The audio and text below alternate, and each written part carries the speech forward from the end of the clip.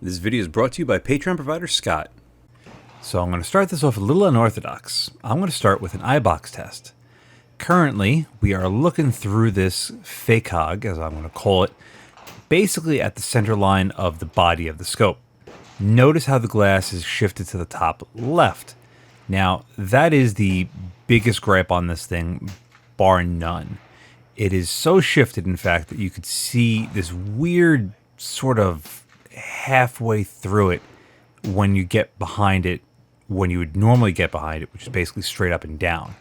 Now let's get behind this thing as best as we can and see how it looks. Yep, that's it, folks. That's as good as this thing gets.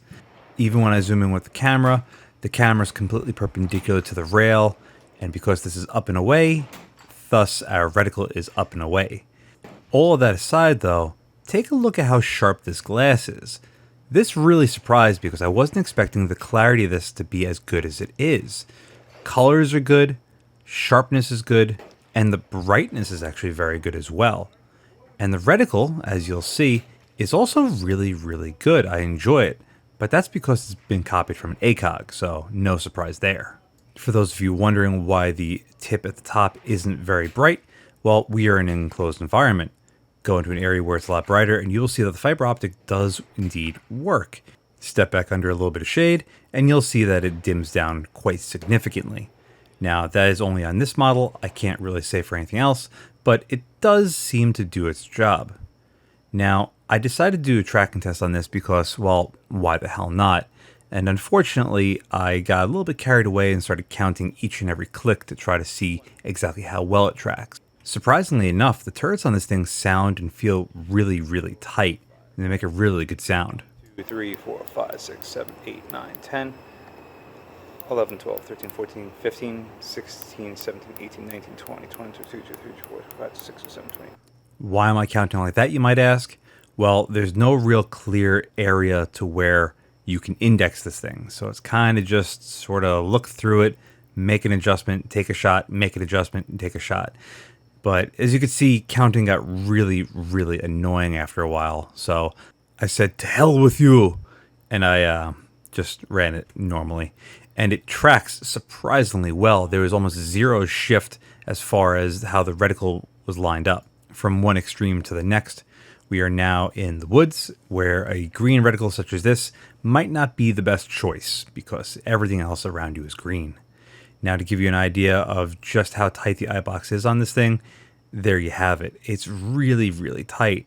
And you could see a really cool parallax shift there with everything almost seemingly shifting on different planes.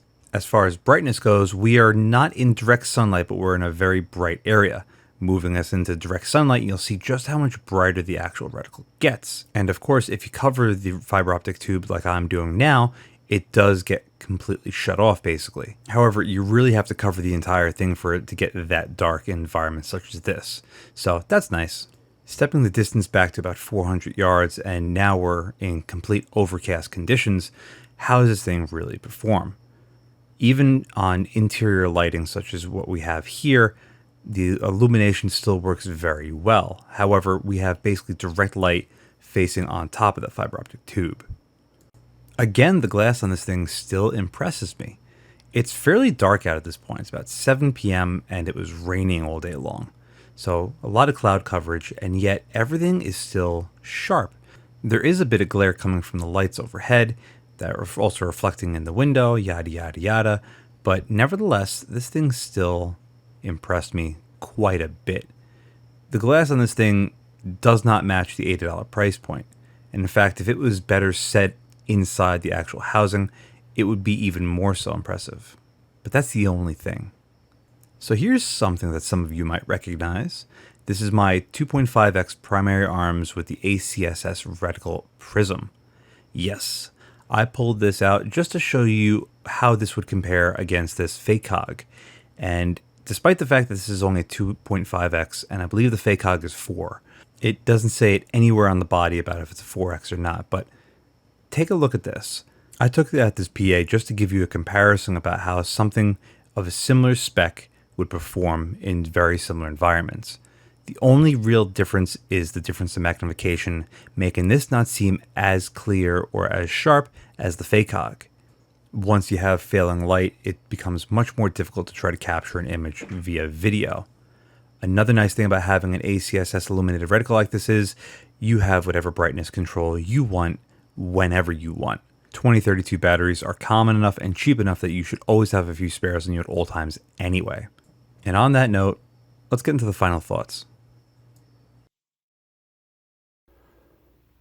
It's kind of funny. I'm really surprised at the clarity of the glass in this thing. It's very sharp, it's very clear, and it has really good color contrast. Everything about the glass itself is good, at least when looking through it. The only problem is everything else about it sucks. I mean, the fact that the glass isn't even centered inside this optic has got to tell you something. It's built to a price point that is just laughably low. $80-ish or so? I can't. The good things are, however, the glass is, like I said, it's clear. It tracks well, and the reticle is really nice. Probably because it's, copied from a Acog. Now, despite the good things about it, I can't recommend this. I have no trust in this whatsoever. And to have fun, you know what?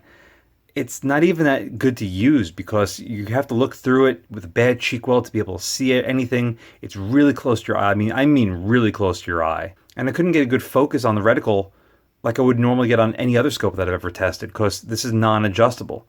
And you know what? To my naked eye, it's a little off as far as the sharpness goes.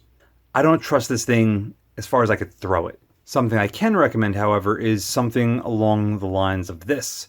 Even though with my review I didn't care for it too much, it's still way better than this thing is.